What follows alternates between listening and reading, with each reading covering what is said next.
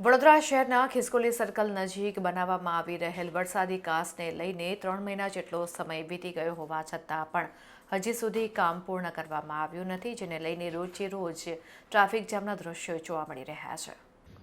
વડોદરા શહેરના કલાલી વિસ્તારના ખિસકોલી સર્કલ પાસે ભારે ટ્રાફિક જામ જોવા મળતો હોય છે। રોજે રોજ ટ્રાફિક જામની સમસ્યા સર્જાયેલી રહેતી હોય છે, ત્યારે બીજી તરફ મહાનગરપાલિકાએ હાથ ધરેલી કામગીરી કાચબા ગતિથી ચાલતી હોવાથી વાહન ચાલકોને પડદા પર પાટો મારવા જેવી સ્થિતિ ઊભી થઈ છે।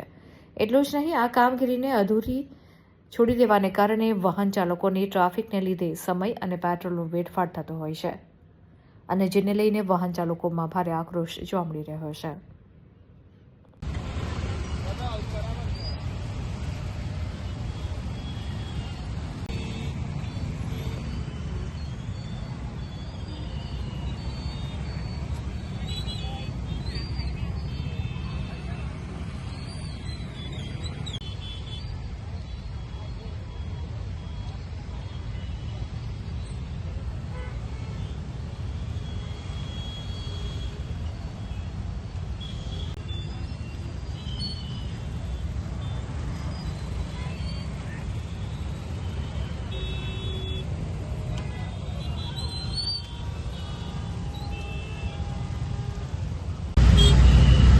આ કોર્પોરેશનની કામગીરી એટલી ધીરી હદે ચાલી રહી છે, એના લીધે ખિસકોલી સર્કલ રોજ માટે ટ્રાફિક જામની સમસ્યા ચાલુ થઈ ગઈ છે।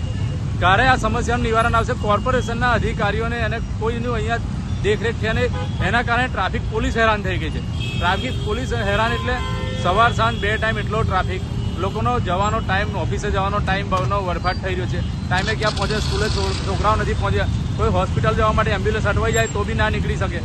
આનું હવે આ ખાડાને કારણે જે કોર્પોરેશન ધીમી તકે કાચબાની કામગીરી ચાલી રહી છે વરસાદી કાચની, એની વહેલી તકે પૂરી કરે કોર્પોરેશન, નહીં તો આ રોજની સમસ્યા રહેશે। કેમ કે 10 દિવસનું કામની તૈયારી હતી, એની જગ્યાએ 3 મહિના નીકળવાયા। હજુ કેટલો સમય કાઢશે ભગવાન જાણે।